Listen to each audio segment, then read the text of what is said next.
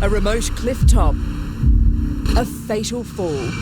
Dez Campbell's wife is dead. He claimed it was a tragic accident. I didn't do anything. But this was cold-blooded murder. I had no doubt in my mind whatsoever that he pushed her off the cliff. The conniving gold digger, Very selfish, cold, nasty person. who only married for one thing, money. He just got cocky. And she preyed on lonely men. Very cold, callous, calculating, completely motivated by greed. Men looking for love. He was a good person. It's very easy to like. But for George Marcetta, It's alleged that you placed the drug in George Marcetta's food that evening. That's an accusation and a half, if anything, is an accusation. there was no happy ever after.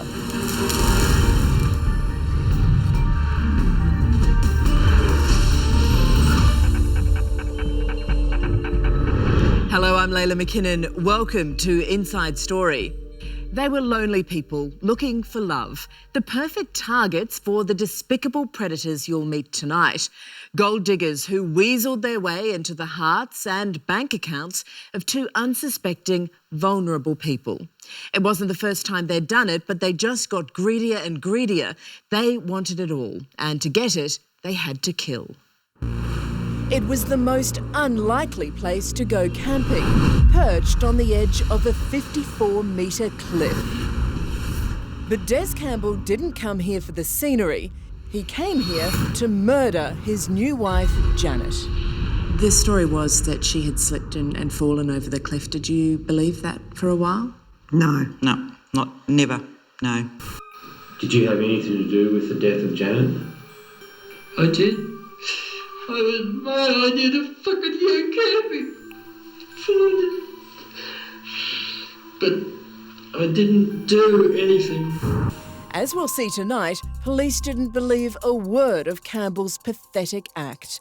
But this ruthless bloodsucker was free to prey on unsuspecting women for another 3 years. His first question was, what's your portfolio? How much you got in shares? How much you got in this and that? Dez Campbell was a serial womaniser. He'd already been married twice when he met Janet Fisicaro, and he had dumped yet another woman before they even made it to the altar. Then there were countless flings and dalliances. But when Campbell met Janet Fisicaro, he knew he was on a winner. Janet was a lovely lady, but she did not seem the type that Dez would be attracted to.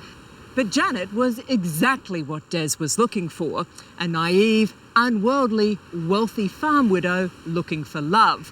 Dez stood to gain more than $500,000. All he had to do was woo her, marry her, get her to change her will and murder her. I always thought that he was going to hurt her. No, I just thought he'd rip her off. I just knew he was after her money. But Dez had greatly underestimated one obstacle, Janet's loving family, who saw him for what he really was, a cruel, philandering gold digger. Bloody family were interfering pricks in their marriage. Just from the beginning, I just didn't like him. First thing I thought is he just didn't seem Jenny's type. All he wanted to do was rip her off, and you could see it a mile away. Also tonight, Vicki Afandis, the hired help who stole the heart of an older man, then murdered him so she could steal his money. What is your reason for murdering George Marcetta? I won't comment because I didn't do it. I put it to you that as a Who's result... making all these allegations? Me. Oh. Just like Dez Campbell, it wasn't the first time Vicki Afandis had preyed on the vulnerable. But this time, she was determined to get everything. And the trusting George Marcetta happily allowed Vicki to take control of every aspect of his life. From all accounts, George was head over heels in love with Vicki, and he would do anything for her. He just did whatever she wanted. What Afandis really wanted was to get rid of George Marcetta and keep his house, his money and his business. To quite literally take him to the cleaners. One evening, she drugged his meal, poured kerosene around the house he had already signed over to her, then set it alight. It's alleged that you placed the drug in George Marcetta's food that evening. What do you say to that? That I placed... Oh... Why would I? Oh, no. Why would I do that? No comment. Jesus, that's an accusation and a half, if anything is an accusation. She was such a good con woman that on the day we interviewed her, I had a policewoman escort her around and be with her for the day. And at the end of the day, after I'd finished my interview, she said, "Look, you've got the wrong person. This woman's beautiful. She's a lovely lady." But first, Dez Campbell, the former paratrooper who pushed his wife Janet over a cliff so he could claim her fortune. They'd only been married 6 months when Janet plunged to her death. Dez claimed it was a tragic accident, that she must have fallen after leaving the tent to go to the toilet. And I heard what sounded like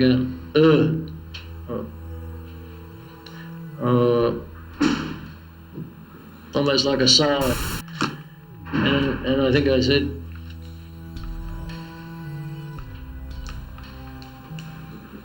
"What the fuck have you done now?" And there was no reply. And the story that Janet had got up in the night to go to the bathroom and tumbled over the edge, what did the site tell you about that? Well, the tent was pitched facing, obviously facing the water.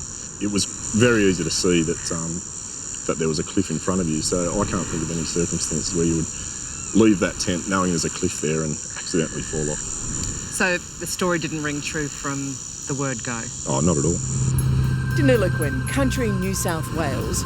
It was known as the ute capital of the world until paramedic Dez Campbell put it on the map for something far more sinister. It was here at work that Dez found the perfect victim, hospital assistant and wealthy widow Janet. Ever the predator, Dez moved in. But this time he would leave no loose ends. He would marry and murder her. How would you describe Jenny? Friendly, thoughtful. And she was so harmless. She wouldn't hurt a fly. She was just there to do anything for anyone. Mary Marshall and Therese Rourke tried to warn their sister off the money-grabbing predator, but she wouldn't be swayed. Janet, or Jenny as they called her, was smitten. He's obviously said the right things, pushed the right buttons, done all of that she just became... She was infatuated by him. She was, to Jenny, she was in love and she'd found her new man. How would you describe your relationship with each other? Good. Yeah. Have you ever had any marital problems?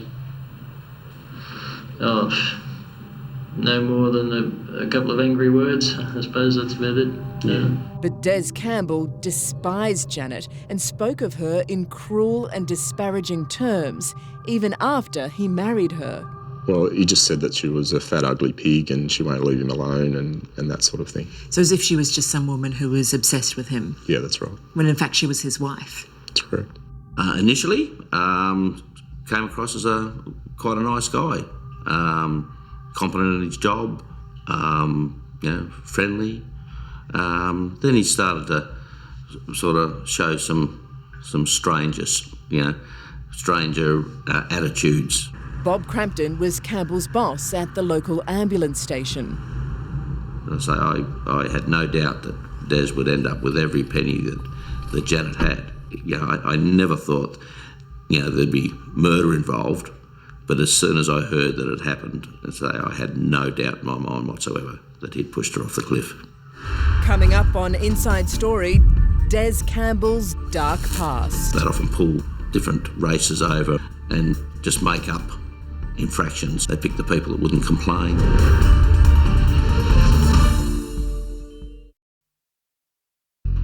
Dez Campbell was hardly a great catch. He had little money and an extremely shady past. Janet Fisicaro had no idea what she was getting herself into when the widower met the smooth-talking paramedic. You mentioned to me before that you served as a police officer? Yes, I was in the Victoria Police and the British Police. Before becoming a paramedic, Campbell was a police officer for almost 12 years, both in Australia and the UK. But it was hardly a distinguished career. He was thrown out of Victoria Police in the mid-90s after admitting to bashing confessions out of suspects and planting false evidence. Tell us about his time in the police force. They'd often pull different races over and just make up infractions. and issue them, and he said they'd sort of pick their mark so that they picked the people that wouldn't complain. After being sacked by Victoria Police, Campbell joined the British police force, but returned home in disgrace after just 3 years. He had attacked an innocent man with pepper spray and was facing allegations of sexual assault. While in England, Dez had an affair with June Ingham. She left her husband and came to Australia to be with him. But when she told Dez her divorce settlement was just $45,000, he was furious. He called her a slag and a liar, and he drove her to the airport and left her. And did they get back together? Yeah, the following day he thought about it and rang her, and they made up, and he asked if she'd buy a new sports car, a Lotus Esprit, for $60,000. And she did? She did. The couple got engaged and bought a house in Deniliquin with June's money. Campbell suggested the house be in his name as June wasn't a resident. After 9 months, she returned to England to pack up her life and ship her belongings to Australia, ready to become the new Mrs. Dez Campbell. He told us when she went back to England that she was spending hugely on his credit cards, and he basically rang her up and told her, that it was all over. In fact, Dez broke up with June by text, saying, "I'm sorry, but I am moving to live with ex-wife. We'll sell house and send you money. Post me address for your things to be sent to you. Have made up my mind to do this." We were sort of a bit taken back when we found out the truth later, that it was actually him that had bled her dry. Campbell returned one photo album and refused further contact with June. As for paying her back, he gave her a measly $9,000, but only after June took him to court. Meanwhile, the serial sleazebag continued to pursue women online. He was an absolutely beautiful man. He just absolutely amazed me. He was just a really, really good man. Jeanette Aldred was just one of several women Dez Campbell met online. When I very first met him, we had the candles and all that sort of stuff. He wasn't into going to the pub and drinking beer with the other yobbos that drink with two hands, and that was exactly how I saw him. So he was romantic? Oh, extremely. We sat and we watched music videos. The first one we watched was George Michael. What were you there for? Sex. To be perfectly blunt and to be perfectly honest, the only reason I was there was for company and sex. And you never saw a bad side to him? Never. Dez Campbell met Janet Fisicaro in 2000 at the Deniliquin Hospital, where she worked as an orderly. They began dating in 2003, and from the start, Mary Marshall and Therese Rourke were wary of their sister's new man. Janet was normally very chatty, often oversharing information, yet she hardly talked about Dez. And when they finally decided to marry, the secretive couple told nobody except the celebrant. He's the one who wanted it to be a secret because it was so much not our sister to keep anything a secret like that. She wasn't good at keeping secrets. He really didn't want the world knowing that he was going out with Jenny because she wasn't really the type of person that he would normally choose to go out with. Echuca. This is where Dez Campbell and Janet Fisicaro were married. It's only an hour's drive from Deniliquin, but that was far enough away to keep the wedding a total secret. I turned up to conduct the wedding, and there was Dez, Janet and myself.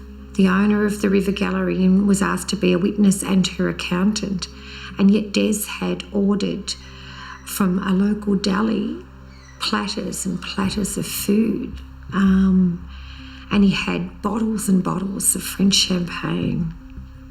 It was like he was trying to impress us, the people, that were at the wedding, but we were just hired help and bystanders. Jennifer Whelan was the marriage celebrant at Dez and Janet's wedding in September 2004. It was a great wedding. It was beautiful. Janet was happy. She looked gorgeous. Dez had gone to a lot of trouble and a lot of expense, but it was also weird. What was weird? There were no cameras, no photographs. Had you ever been to a wedding before where photos weren't taken? No. This was an absolute first. Just as weird was Dez Campbell's insistence Janet couldn't have any family, even her son Stephen, at the wedding. But she was so besotted she would agree to do anything to keep her man happy. I said, oh, so when are you going to tell the family, when are you going to break it to Stephen that you're married? And she just looked so sad that I didn't continue. By now, Dez Campbell had total control over Janet. He convinced her to buy a $650,000 house 8 hours away from Deniliquin at a coastal hamlet called Otford. It was to be their marital home. But Campbell was restless.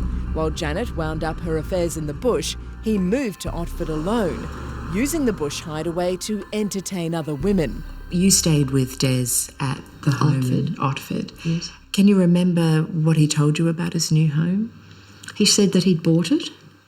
He showed me the real estate magazines and all that sort of stuff, and it was a absolutely gorgeous, gorgeous place. Did he ever mention Janet? No.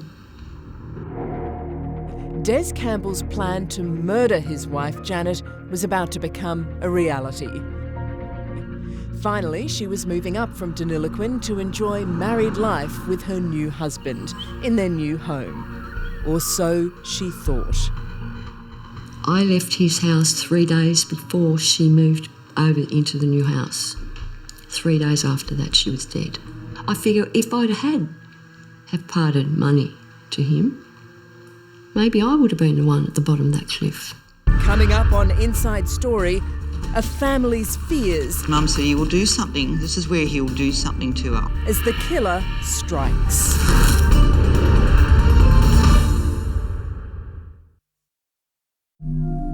In September 2004, Dez Campbell married Janet Fisicaro. Not long after, she rewrote her will, adding her husband as a major beneficiary.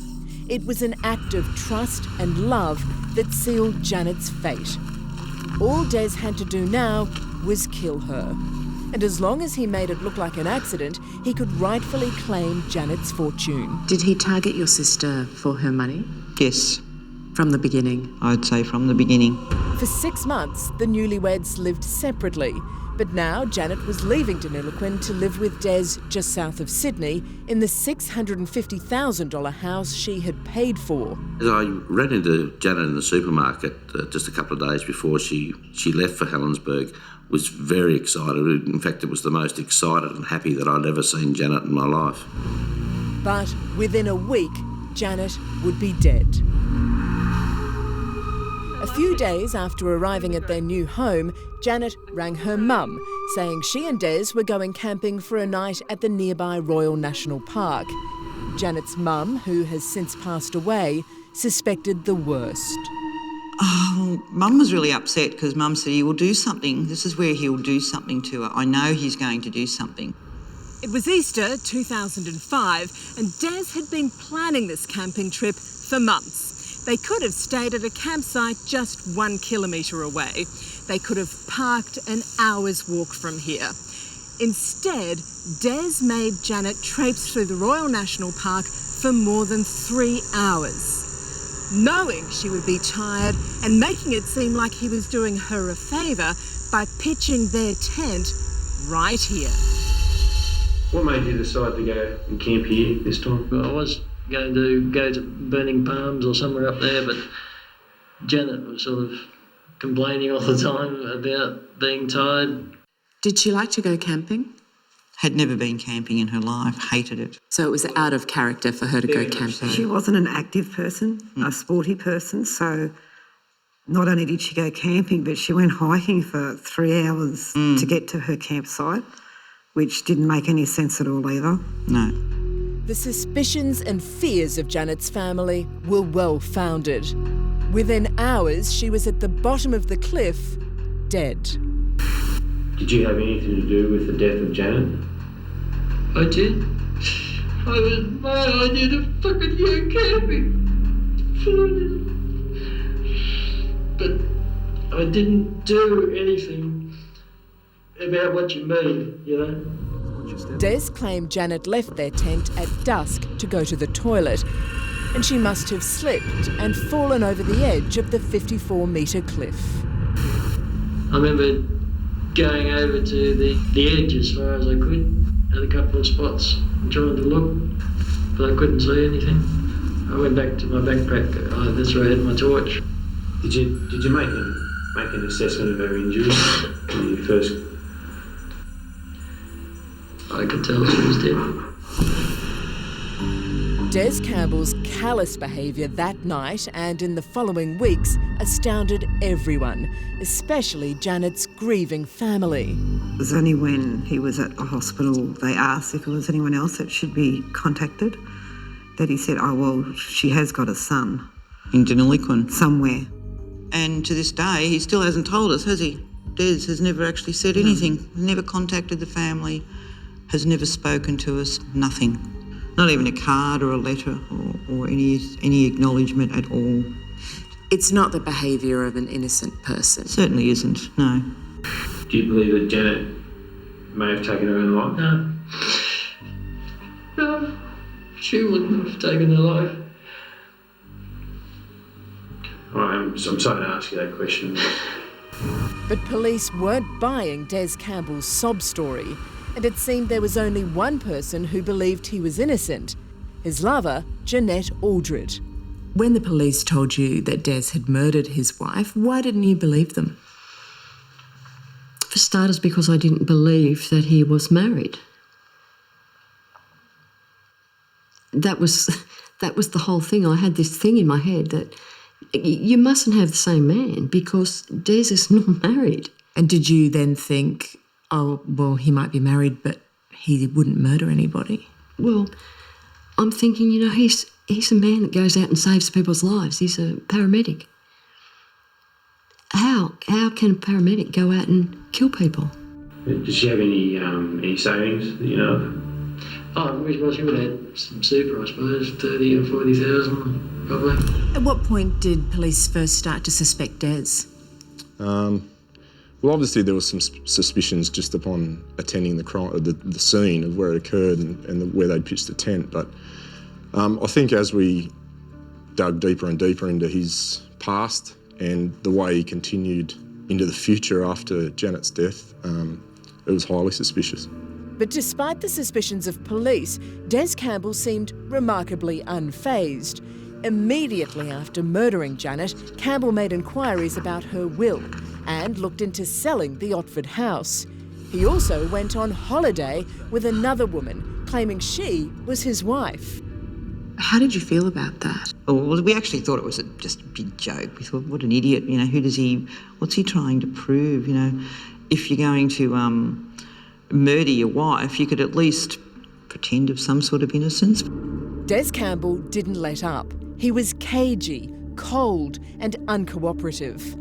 It wasn't until 2 years after Janet Campbell's death, a coronial inquest was finally held to establish whether her husband should face trial for murder.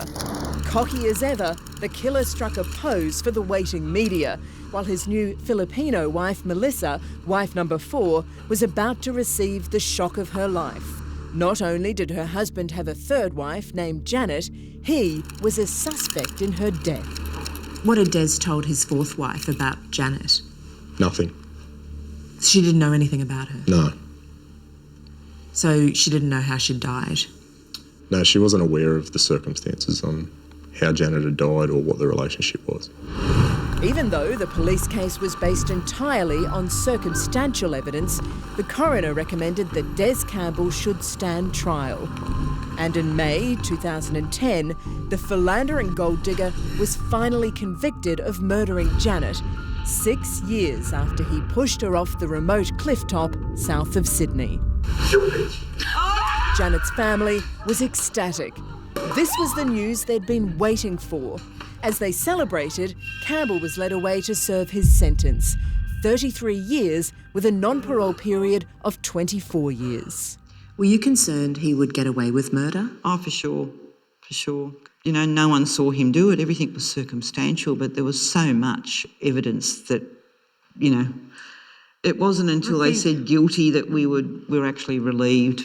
Still to come on Inside Story, the hired help Doing the washing, cleaning, everything. turns homicidal. She came across as a very kind, nice lady, but deep down she's really just a callous, cold-hearted killer. The evil housekeeper who thought she'd clean up.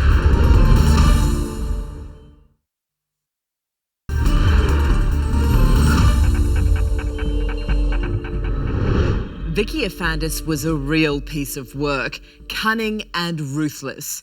But she could be charming, and she used her charm well, worming her way into the lives of trusting people she cheated without hesitation. It was all pretty small time, but when Afandis met successful divorcee George Marcetta, she knew she had hit pay dirt. Soon, the manipulative housekeeper had stolen Marcetta's heart and taken control of his business. But that wasn't all she would take. Vicki Afandis portrayed herself as a kind, caring person. But she was a self-absorbed gold digger, a ruthless opportunist who preyed on older, lonely men. To Vicki, they were merely a source of income. It was all about the money. And to get it, she was even willing to murder. She came across as a very kind, nice lady, but deep down she's really just a callous, cold-hearted killer. She was very money-hungry all the time, very business-like in all of her dealings with people. She didn't really care about any person. She just sort of, everything she did had a purpose. Vicki had already milked two older men of their hard-earned savings when she met George Marcetta. George was in his mid-50s and ran a successful painting company when he employed 44-year-old Afandis to cook and clean for him. I was going there doing the washing, cleaning, everything, because someone, like men don't do everything, Vicki was also claiming a disability pension, supposedly unable to work after a number of car accidents. But she had done her homework on George, and this was an opportunity she couldn't miss. So before she even began a relationship, she had inquired She had about researched what he him, had. yeah. She actually went and visited his ex-wife and done a lot of research on him about his financial position and who had claim to his assets if she was to do something with him. They were actual words to the ex-wife.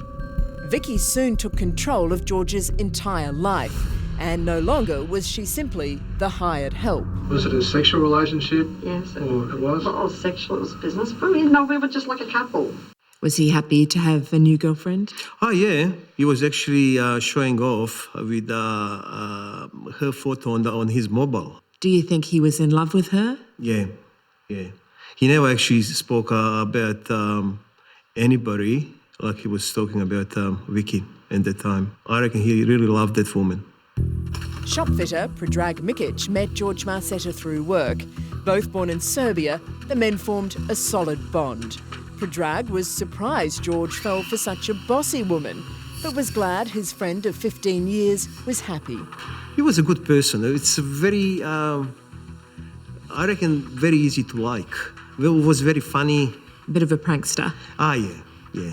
Yeah, but he was like sort of big man, like a teddy bear, but deep down soft like a cotton. And that was just how Vicki Afandis liked her men. Soft, easily manipulated. Before George Marcetta, she'd fleeced two other vulnerable divorcees. She had 3 ex-partners, all by the name of George. We'll call them George 1, 2 and 3 to make it easier. George 1, she fell pregnant to him very quickly, and then soon after the baby was born, she left him and went on with George number 2. So she had a daughter to George number 1 who paid child support, but he was never really certain that he was the father? No, he approached Vicki and asked for a DNA test to prove that, or disprove that he was the father, and she wouldn't allow it to happen. When George number 1 refused to pay Vicki's daughter's school fees, he didn't hear from her again. George number 2 took on the role as the father. George number 2 took on the role from basically the moment the child was born, and look, it's possible that he was the father, we don't know. George number 2 is taxi driver George Lakisiotis. Vicki took up with him in 1985, and they've had an on-off, mostly on relationship to this day. But when you met George Marcetta, you were still in a relationship with George Afandis, a taxi driver. When I met George Marcetta, I was not in a relationship with George Marcetta. I was finishing a relationship with George Afandis. George Marcetta may have been George number 3, but George Afandis, the taxi driver, was far from gone. Even though he'd paid Vicki a settlement of $120,000, he was still seeing her on the sly. But she said she'd soon be back to look after him, and with all of George Marcetta's money. And within a couple of short years, Vicki Afandis had persuaded George Marcetta to sign over all his major assets, even his beloved Jaguar. When Vicki met George, he had a house in Dandenong. Vicki convinced George to sell that house and move over closer to where she was. Did they live together? They never lived together. Vicki convinced George to buy this house over in Belfield, which is a short distance from where she lived in Ivanhoe. The couple bought George's new Belfield house together. He contributed $100,000 and Vicki $80,000. But she demanded the house be solely in her name. He told me that she insists the house to be under her name. I mean, if you're planning to live with somebody, I can't understand why. Vicki Afandis had the house, and now she took control of George's business. She convinced him to shut down his existing company, Universe Painting Services, and reopen it as Universal High Tech. Vicki was appointed co-director and her teenage daughter company secretary. It was not my idea, that was his. That were you, if he was around to tell you, it's not my idea at all. He wanted to just change the name. He wanted me to be in the business. In what capacity? As his partner, as his, he wanted me to be in the business. How can I say it to you? What was your official title in the business? He was director and I was director. That's it. But Vicki wasn't interested in building a future with George Marcetta. She wanted to kill him and take over his estate. So she decided to drug him and set fire to the Belfield house with George inside. Then the insurance money would be all hers. But there was one final hurdle. She had to get George to cancel his will, which left his estate to his daughter, Athanasia. Put it to you that you convinced George Marcetta to cancel his last will and testament, of which George Marcetta's daughter was the sole beneficiary. What do you say to that? That I told him to cancel? No. Well, why did that occur? George had a fight with his daughter. They weren't talking. George had a fantastic relationship with his daughter. His daughter's a lovely, gentle person, as George was. He was a very happy, gentle person. So Vicki fabricated a family rift between George and his daughter. It was all to do with this will. She wanted him to cancel his will. Next on Inside Story, how Vicki's shocking crime comes unstuck. No one had told you that there was a deceased person in the house. You're saying that Ivan Bassett has murdered George Marcetta.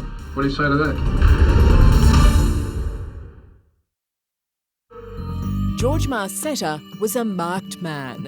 His scheming lover, Vicki Afandis, had taken control of his assets, of his entire life. Now all she had to do was kill him and she'd inherit the lot. But first Vicki needed a fall guy, and that fall guy was one of George's friends, Ivan Bassett. You did make a report to police, is that correct?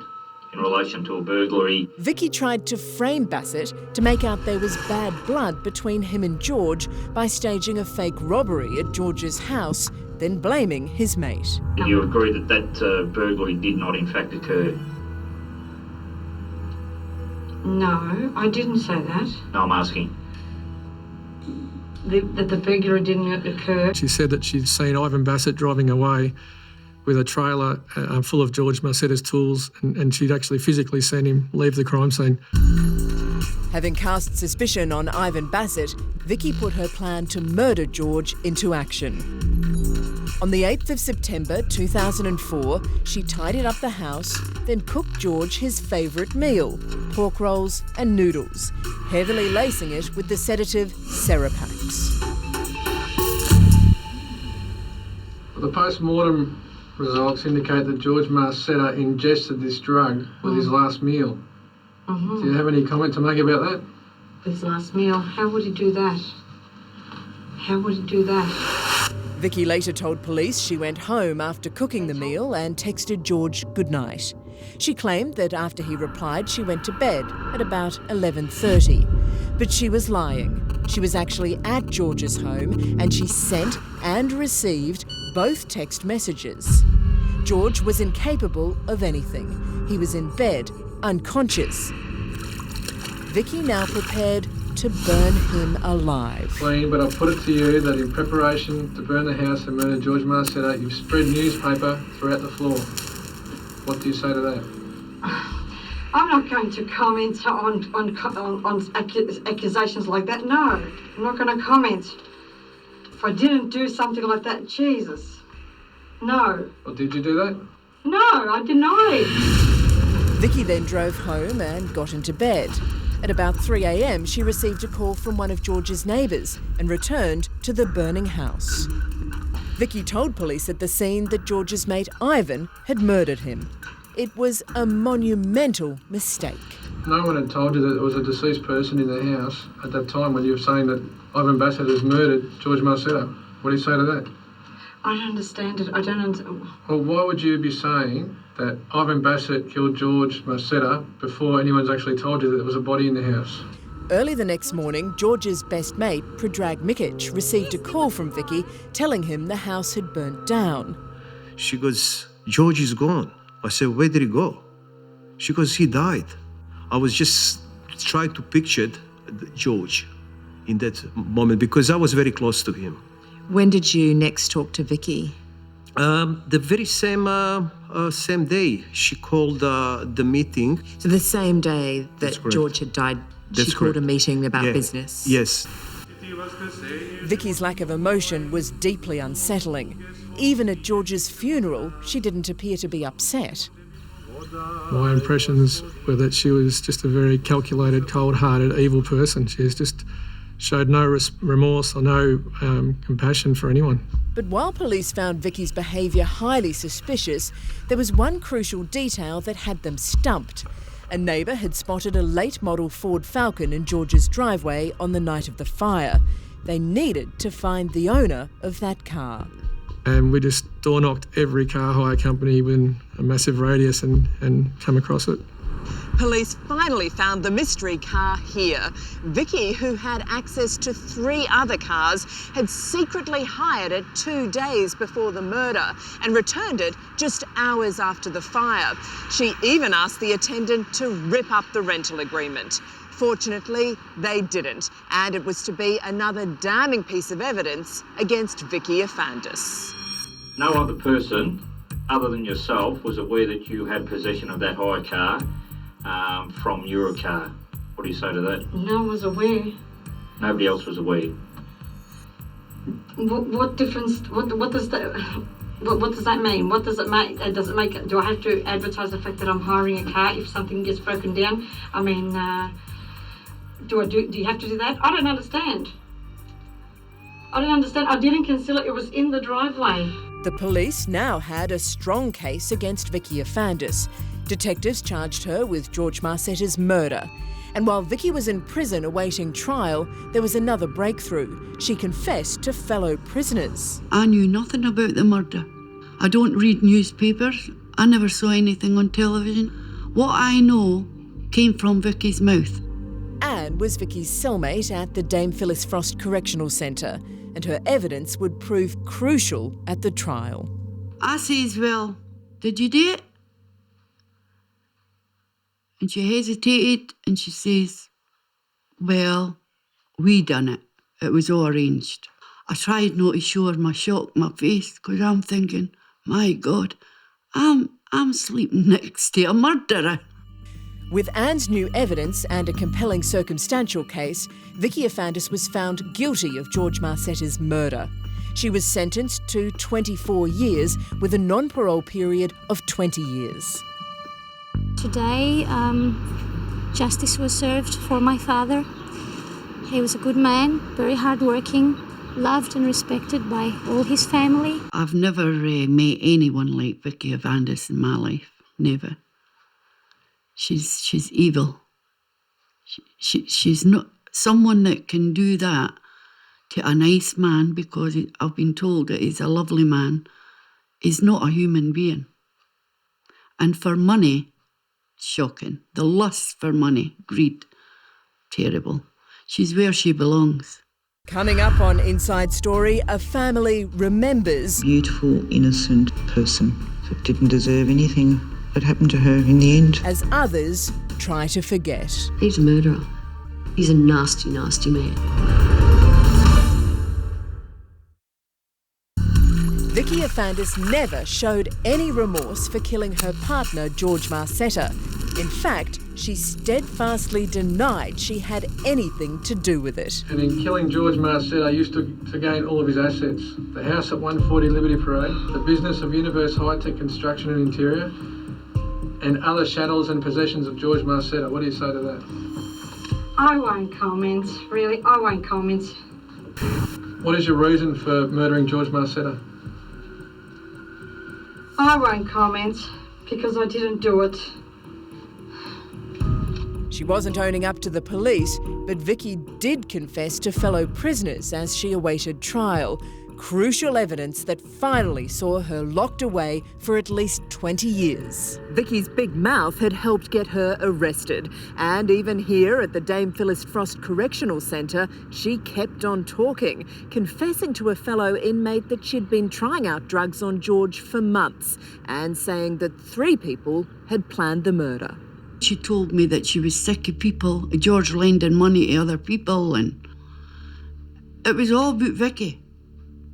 And control and arrogance, very arrogant. It had to be her way or the highway. Did you see her cry? No, to be honest, no. You never saw her cry once? No, honest to God, no. Just how many people fell victim to Vicki Afandis, she's not saying. But during her trial, police gave evidence about the suspicious deaths of several elderly people in her care. I would describe her, from my knowledge of her, of being very callous, cold, calculated, manipulative, and just completely driven by greed. How do you think she felt about George Marcetta? I think George Marcetta was just a cash cow to her. But George loved her? George loved her, yes. And she abused that love. While Vicki Afandis languishes in a Victorian prison, Dez Campbell is serving his sentence at Goulburn's forbidding maximum security jail. Just desserts for the man who pushed his wife off a 54-metre cliff. We spent years trying to get the answer we wanted, that he was guilty, that he was going to spend his life in jail, and that helped with not making it okay, but getting my sister justice, the justice she deserved. And hopefully it's helped all those women out there be safe from this man, or he would just be out there doing it again to another woman. Dez Campbell hasn't been idle in prison. He's vigorously protested his innocence to anybody who'll listen. And just last year, he appealed his conviction and lost. She was meant to start her new life, but her new life lasted less than a week. So, if only you could turn back time where she never met Dez, be a whole different story. But he would have found someone else anyway and done the same, because that's just the sort of person he is. So, evil and vicious. And even those who'd been dazzled by the con man in the past now see Dez Campbell for who he truly is. Now you know what you know about Dez Campbell. What do you think of him? He's a murderer. There's no two ways about it. He killed his wife. He took an awful lot of women for a ride. He took a lot of women for their money.